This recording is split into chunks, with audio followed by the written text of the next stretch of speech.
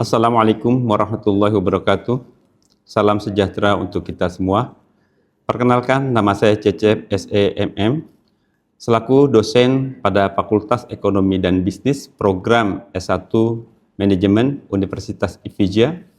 Pada kesempatan ini, saya akan menjelaskan proses pembelajaran mata kuliah yang saya ampu, yaitu mata kuliah pengantar bisnis dengan menggunakan pendekatan delivery, interaction, dan assessment. Video ini dibuat untuk memenuhi salah satu persyaratan ya untuk sertifikasi dosen tahun 2026, yaitu menyampaikan pernyataan diri dosen dalam bentuk bukti kinerja pada bidang pendidikan dan pembelajaran. Pengantar bisnis merupakan mata kuliah wajib yang ada di semester 1 berbobot 3 SKS. Mata kuliah ini berisi penerapan berbagai teori. Adapun capaian pembelajaran mata kuliah atau CPMK yang diharapkan adalah sebagai berikut. CPMK pertama, mahasiswa mampu memahami pengertian ekonomi, sistem ekonomi, jenis bisnis, tren bisnis di era global. Mahasiswa diharapkan mampu memahami bentuk-bentuk badan usaha, bentuk badan hukum usaha, elemen perencanaan, strategi perencanaan bisnis, pengertian, isi, dan fungsi tercapainya. Yang ketiga, capaian pembelajaran mata kuliah yang ketiga, mahasiswa mampu memahami konsep manajemen bisnis, fungsi-fungsi manajemen, dan peran manajer. CPMK keempat, diharapkan mahasiswa mampu menguasai konsep organisasi dalam manajemen, bidang manajemen bisnis, dan menjalankan bisnis. CPMK yang kelima, mahasiswa mampu memahami konsep pembiayaan usaha, sumber pembiayaan bisnis. Yang keenam, diharapkan mahasiswa mampu memahami lingkungan umum dan lingkungan khusus bisnis, para pemangku kepentingan bisnis, dan etika di dalam berbisnis maupun CSR-nya. Proses pembelajaran dilaksanakan secara tatap muka, baik di dalam maupun di luar kelas, dengan menerapkan pendekatan Student Centered Learning atau SCL. Model pembelajaran menggunakan metode yaitu Delivery, Interaction, and Assessment, yang dipadukan dengan berbagai strategi pembelajaran aktif seperti membahas kasus, ya, based learning, kolaborasi learning, diskusi kelompok, presentasi, dan penugasan yang mendorong partisipasi aktif mahasiswa. Perkuliahan dilaksanakan 16 kali pertemuan yang terdiri atas kegiatan pembelajaran sebelum ujian tengah semester, pelaksanaan UTS, pembelajaran setelah UTS, serta diakhiri dengan ujian akhir semester atau UAS. Sistem penilaian disusun secara objektif dan mengacu pada pencapaian pembelajaran mata kuliah dengan komposisi sebagai berikut. Poin pertama yaitu adalah sikap dan keaktifan, itu 15%. Kedua, tugas mandiri 20%. Yang ketiga yaitu proyek atau kasus 30%, UTS 15%, UAS 20%. Evaluasi pembelajaran dilakukan melalui berbagai bentuk asesmen, antara lain diskusi interaktif, presentasi, juga individu, tugas kelompok, studi kasus, UTS, dan UAS. Seluruh penilaian menggunakan rubrik yang telah disusun, sehingga proses evaluasi berlangsung secara objektif, transparan, dan sesuai dengan indikator capaian pembelajaran. Selanjutnya akan ditampilkan dokumentasi pelaksanaan proses pembelajaran sebagai bukti implementasi kegiatan perkuliahan yang telah dilaksanakan. Terima kasih atas perhatian yang diberikan. Wassalamualaikum warahmatullahi wabarakatuh. Oke, Assalamualaikum warahmatullahi wabarakatuh. Waalaikumsalam warahmatullahi wabarakatuh. Selamat pagi menjelang siang. Pagi, Pak. Salam sejahtera untuk kita semua. Apa kabar? Alhamdulillah. Oke, puji syukur marilah kita panjatkan atas kata Allah yang telah memberikan rahmat dan hidayahnya, hinayahnya ya. Terutama di hari yang berbahagia ini kita masih bisa beraktivitas, berkumpul bersama-sama dalam rangka meningkatkan kualitas kehidupan kita. Oke, sebelum kita memulai materi, kita berdoa dulu ya. Silakan ketua kelas dipimpin untuk berdoa. Sebelum kita memulai pelajaran pada hari ini, alangkah baiknya kita berdoa menurut kepercayaan masing-masing, dimulai. Berdoa selesai. Oke, makasih. Oke, saya di hari ini diberi tugas ya, diberi amanah yaitu adalah untuk mengajar pengantar bisnis ya. Kebetulan saya sudah bikin buku ajarnya sendiri, jadi saya sudah rangkum dari beberapa buku ya, karena pengantar bisnis ini bebannya lebih berat dibandingkan materi yang lainnya. Kenapa? Karena pengantar bisnis itu adalah dari berbagai macam teori-teori yang lainnya ya, atau mata kuliah yang lainnya digabung ya. Jadi ada manajemen pemasaran, ada manajemen keuangan, ada manajemen SDM, dan ada manajemen operasionalnya juga. Jadi banyak sekali buku referensinya ya, bahkan ada juga perencanaan bisnis dan studi kelayakan bisnis juga. Jadi makanya saya diberi amanah terus langsung saya coba bikin buku ya, yaitu adalah buku ajar ya pengantar bisnis. Ini nama saya, mungkin teman-teman kalau yang belum kenal ya, nama saya adalah Cecep, SEMM, namanya simple ya, nama orang dulu ya. Nama orang dulu jadi tidak ada kepanjangannya ya. Oke, jadi materi kita 3 SKS itu adalah setara 16 kali presensi ya. Jadi 14 materi dan yang 15 dan 16-nya itu adalah UTS dan UAS ya. Jadi bahasan selama 1 semester yaitu adalah 14 materi yang akan saya sampaikan ya selama kurang lebih 4 bulan ya. Pertemuan pertama adalah hari ini kita akan membahas masalah menilai kondisi ekonomi ya.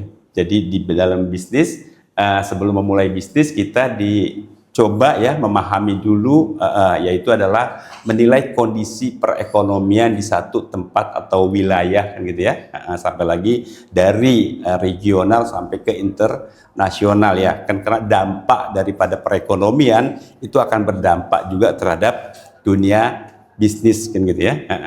Yang kedua nanti kita akan membahas yaitu adalah masalah ruang lingkup bisnis. Yang ketiga, nanti kita akan membahas peran bisnis di era digital. Jadi di era digital yang serba penuh dengan perubahan ya. Yang ketiga, kita akan membahas nanti adalah bentuk-bentuk usaha dan badan hukum usaha. Yang kelima, nanti kita akan membahas masalah rencana bisnis.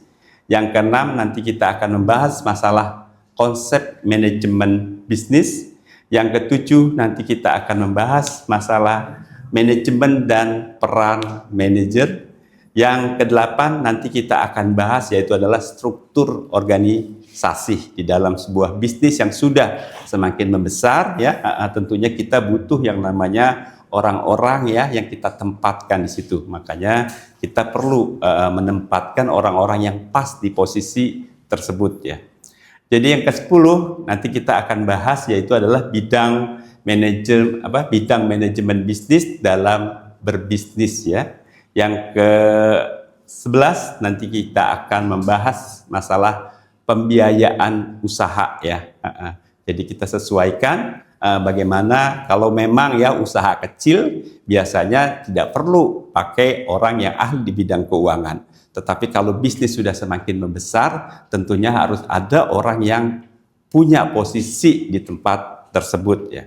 Yang ke-12 nanti kita akan membahas masalah lingkungan umum dan lingkungan khusus dalam bisnis ya. Yang ke-13 nanti kita akan bahas pemangku kepentingan bisnis siapa saja yang berperan di dalam berbisnis tersebut ya. Yang ke-14 nanti kita akan bahas masalah etika di dalam berbisnis. Nah, ini adalah sebagai ujung tombak aktivitas kegiatan usaha bisnis itu adalah penting sekali yang namanya memiliki attitude ya atau etika ya, yaitu adalah kejujuran ya. Yang ke-15 kita akan membahas masalah yaitu tanggung jawab sosial perusahaan atau diterjemahkan mungkin sering kita dengar yaitu adalah CSR kan gitu ya.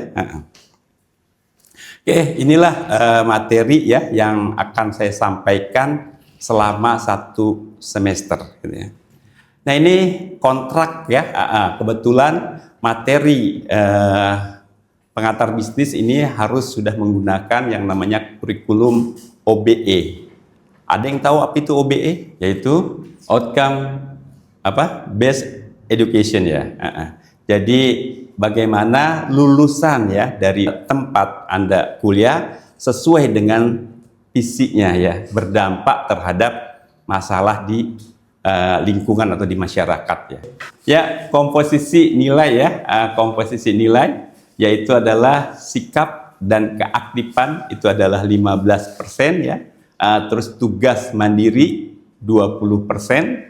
Terus ada project ya, membuat project atau kasus ya, kuis yaitu adalah 30%.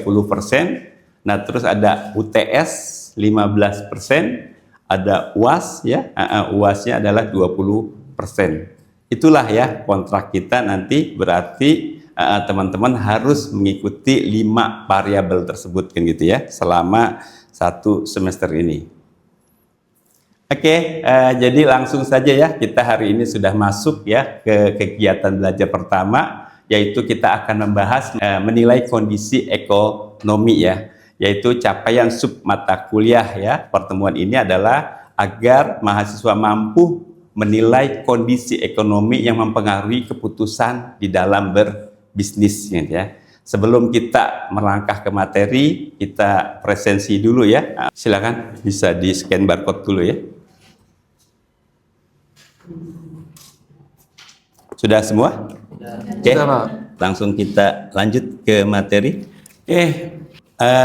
Apa itu definisi daripada ekonomi ya? Kita sering dalam aktivitas kita sehari-hari gitu ya, ada yang namanya ekonomi. Kebetulan kita adalah di Fakultas Ekonomi dan Bisnis. Jadi tidak terlepas yaitu adalah ekonomi dan bisnis. Jadi ekonomi itu adalah tentang bagaimana sumber daya yang langka ya digunakan untuk menghasilkan keluaran barang dan jasa untuk didistribusikan di antara sesama manusia kan gitu ya.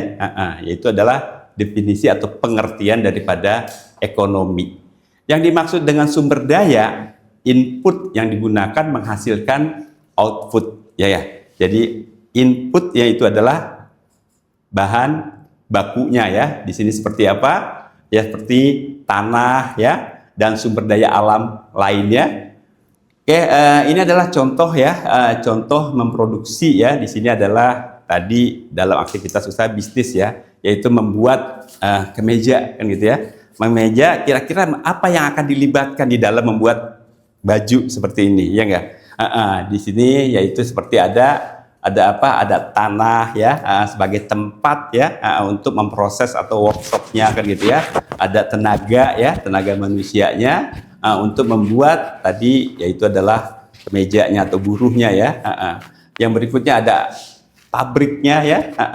Yang keempat di sini adalah ada butuh yang namanya tadi keterampilan atau wira usahanya. Walaupun ada bahan bakunya, kalau nggak ada ya orang yang berani ya mengambil atau mengeksekusi, yaitu adalah seorang entrepreneur atau wirausaha ya.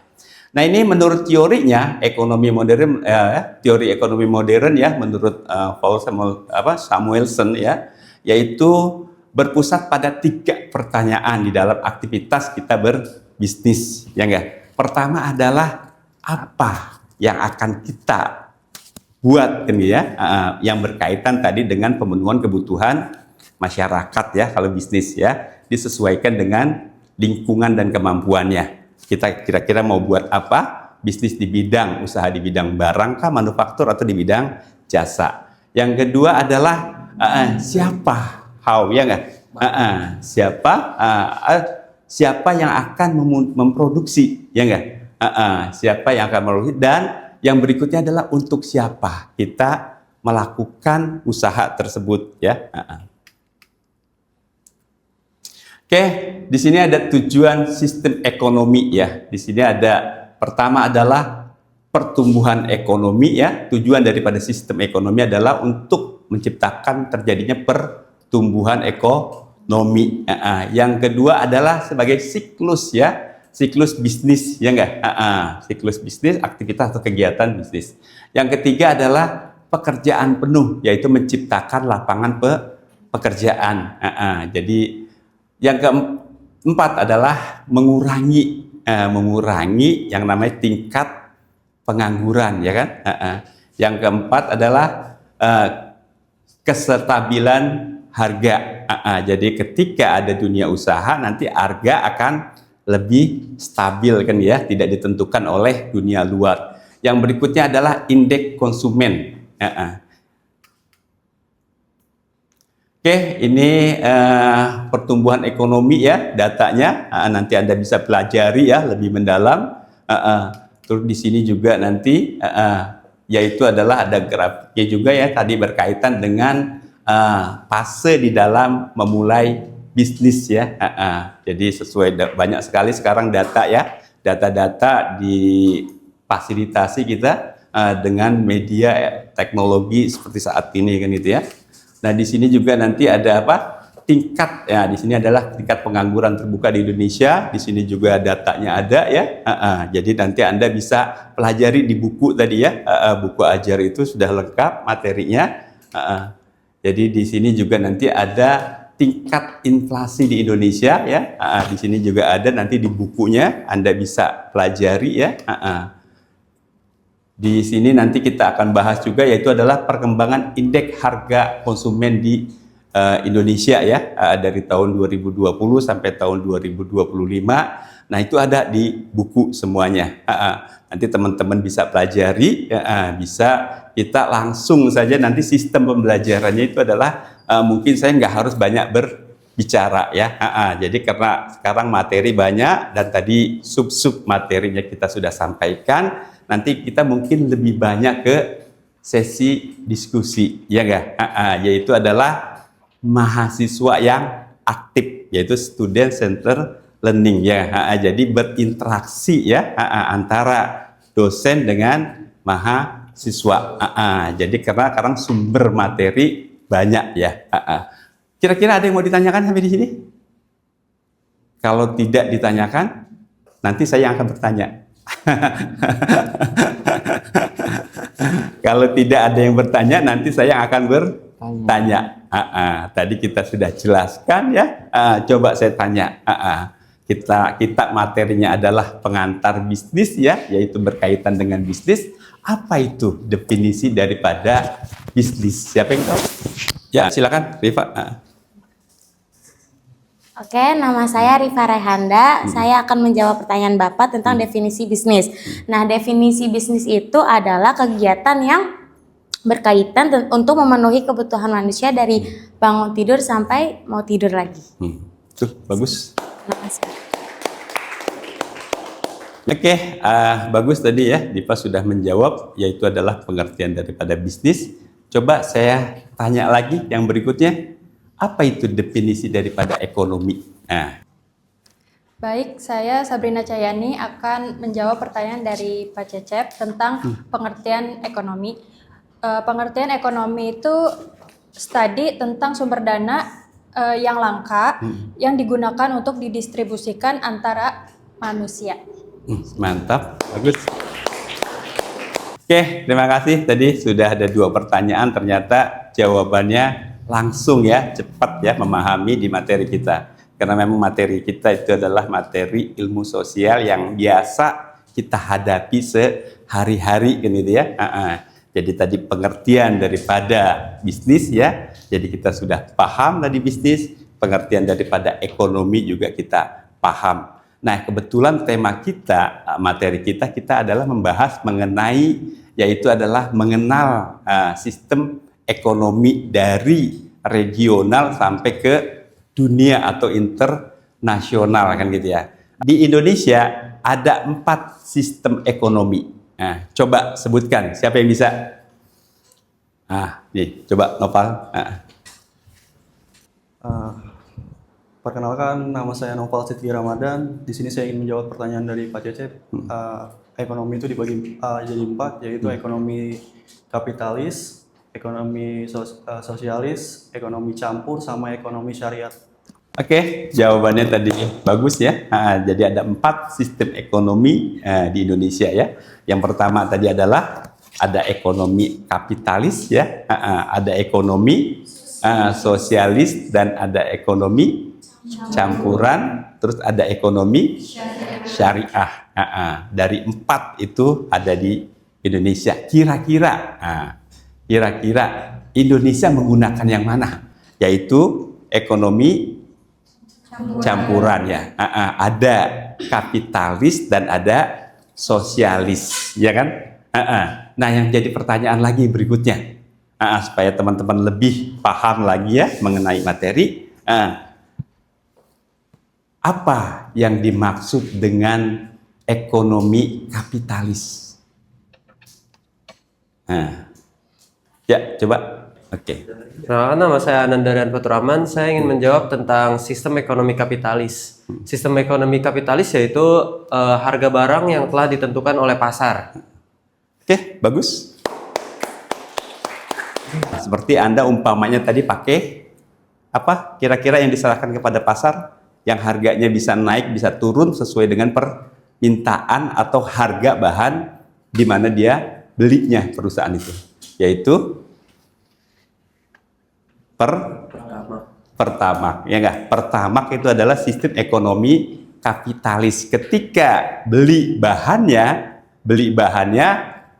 sesuai dengan harga beli dijual sesuai dengan harga belinya. Jadi tidak ada campur tangan atau yang namanya rekayasa lagi. Kalau memang harganya sekian, ya harus dijual sekian kepada masyarakat. Tidak ada istilah ditalangi lagi, gitu ya. Oke, itu ya ekonomi kapitalis. Nah, tadi karena ada campuran, berarti ada satu lagi, yaitu ada ekonomi sosialis. Apa itu ekonomi sosialis?